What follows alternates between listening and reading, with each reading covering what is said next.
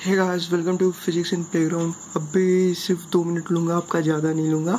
तो 2 इम्पोर्टेंट कुछ अनाउंस करना था। पहला तो ह्यूमन फिजियोलॉजी, पहले भी बोला था मैं कि ह्यूमन फिजियोलॉजी में आपका जो भी पूछे, रॉकेट साइंस भी पूछता है वो हम लोगों को टोटल यहाँ करेक्ट करके आना है। प्लस टोटल क्या हम लोगों को 1 सीट चाहिए। अब कैसे होगा वो सारा कुछ मैं बता दूंगा 1 मिनट में क्या करने वाला हूँ आप लोगों के लिए, ठीक है।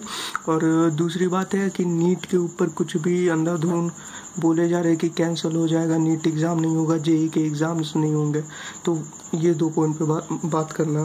तो पहला ये है कि आप लोगों का पर डे 10 क्वेश्चन मैं कम्युनिटी पोस्ट पे अपलोड करूँगा। वो होगा पहले तो ह्यूमन फिजियोलॉजी से स्टार्ट होगा। First total I think 7 chapter से टोटल ह्यूमन फिजियोलॉजी में। तो आप लोग पर डे अपना क्लियर कर लेना। डेट बता देता हूँ, डेट 20 होने वाला था पर इसे हटा करके मैंने 26 कर दिया। 26 जून से पर डे 10 क्वेश्चन आएगा कम्युनिटी पोस्ट पे। तो आप लोग पर चैप्टर आप लोग रेगुलर पढ़ के अपना रेडी रखना, ठीक है। उसमें से 10 क्वेश्चन कर लोगे तो समझो कि आपका बहुत अच्छा कॉन्सेप्ट क्लियर हो जाएगा।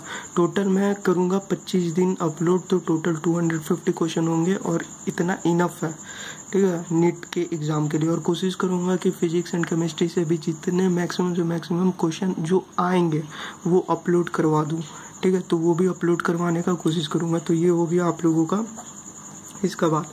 अब जो नीट का है कि बहुत सारे यूट्यूब पे कुछ भी डाल दे रहे हैं, सोशल मीडिया पे कुछ भी डाल दे रहे हैं कि नीट कैंसिल हो जाएगा। तो एक बात बता देता हूँ, नीट कैंसिल नहीं होने वाला है, ठीक है। कुछ भी नहीं होगा। नीट जो एग्ज़ाम है मे भी डेट बढ़ जाए, पर मुझे नहीं लगता है कि इस डेट को एक्सटेंड कराना चाहिए। मैं अगर मुझसे पूछो, मैं सपोर्ट में 100% हूँ कि 26 को। कोविड मत सिखाने लगना मुझे कि कोविड ही है, ठीक है।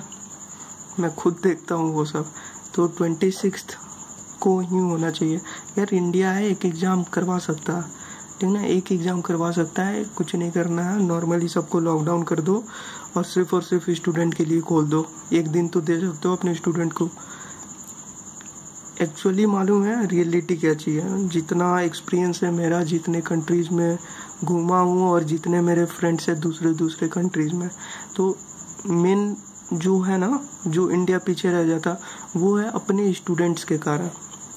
इंडियन की आर्मी, एयरफोर्स, नेवी जितने हैं इसमें सारे मेरे फ्रेंड हैं। बहुत सारे क्लासमेट्स मेरे इसमें, मेरे जूनियर्स भी हैं एयरफोर्स में और नेवी में, ठीक है, और मेरे क्लासमेट भी।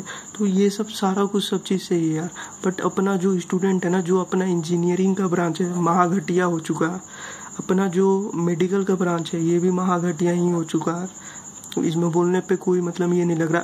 तेज कौन है? जो पुराने वाले इंजीनियर्स थे वो 1999 और 1997 में जो ग्रेजुएट किए थे वो लोग के कारण अभी चल रहा।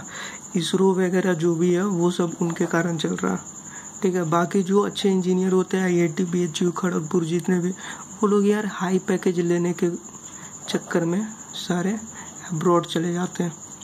और इसका भी वही हाल है, हाई पैकेज के चक्कर में इसमें अब क्या बोल सकते हो, उतना मिल नहीं पाता है। और यहाँ पे जो कंडीशन है वो आपको मालूम ही है कैसे ट्रीट करते हैं, ठीक है। तो यही है मेन। तो इसको बदलना ज़रूरी है और वो कौन बदलेगा? आप लोग। तो इसलिए पूरा मन लगा करके पढ़ो, जितना हो सके उतना पढ़ो और एग्ज़ाम होगा। और ऐसा मत सोचना कि किसी चीज़ के लिए नहीं पढ़ रहा है अंधाधुंध। एग्ज़ाम होगा 26 जून को, जुलाई को एग्ज़ाम होगा। तो अच्छे से पढ़ना और स्कोर करो और सीखने के लिए पढ़ना। हमेशा एक ही चीज़ बोलता हूँ, सीखने के लिए पढ़ो, बाकी और किसी चीज़ के लिए मत पढ़ो। सिलेक्शन के लिए तो कभी पढ़ना ही नहीं चाहिए, ठीक है। कौन जानता है क्या होगा क्या नहीं होगा कल, तो इसलिए सीखने के लिए पढ़ना। So thanks and best of luck for your exam. 2 minute से ज़्यादा ले लिया, इसके लिए सॉरी।